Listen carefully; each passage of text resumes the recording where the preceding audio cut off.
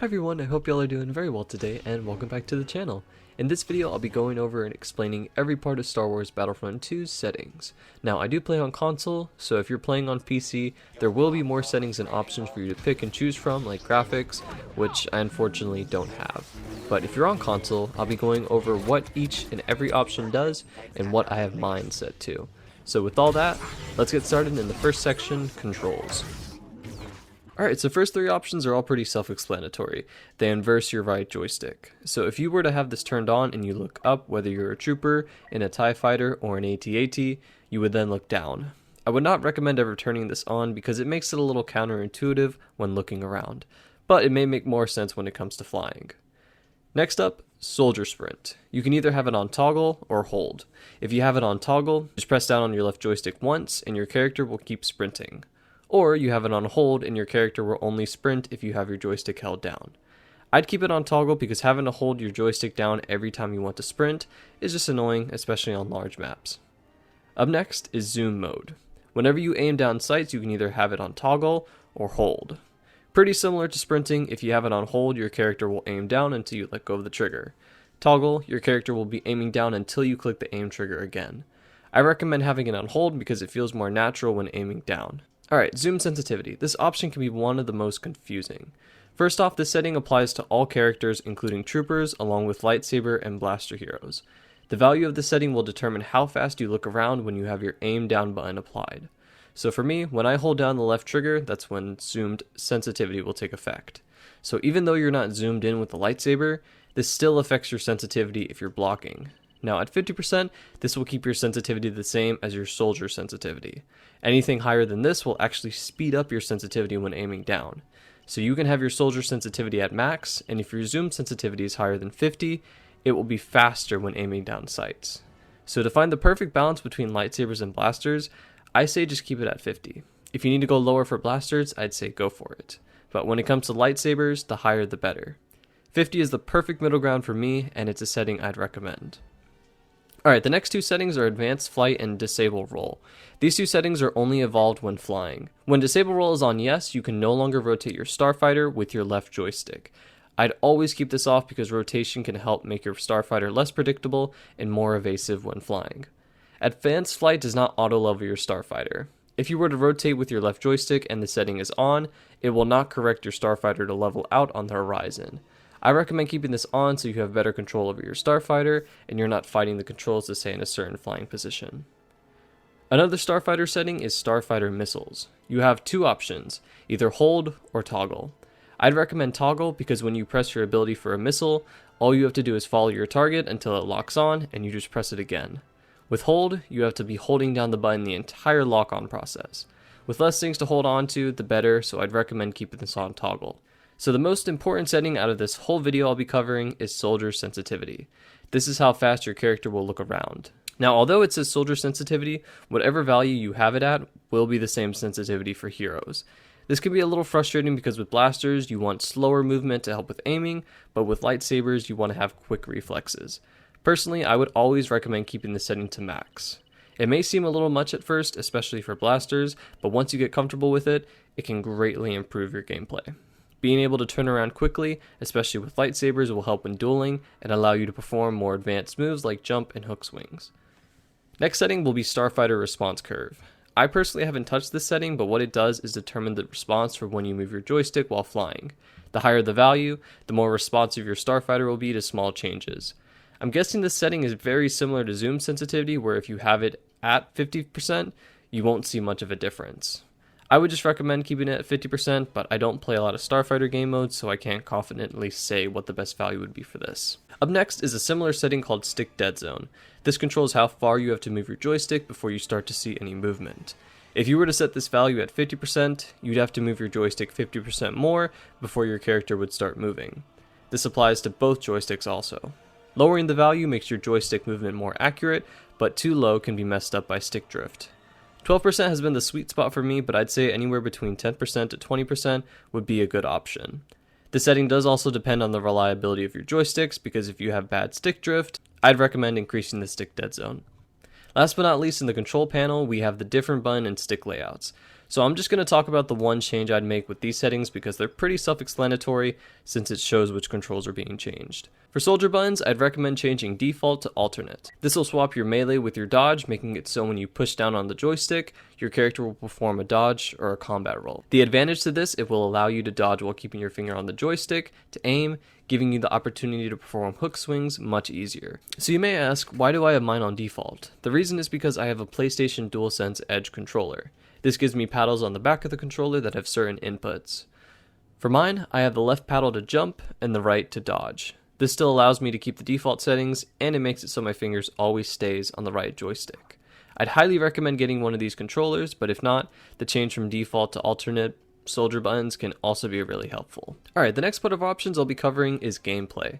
The first setting, soldier camera, is pretty self-explanatory. It will be the default POV you start in when you play as a soldier. You can also change this mid-game by holding down on the D-pad. Pressing on the D-pad while in third person will switch the camera's POV from either right to left.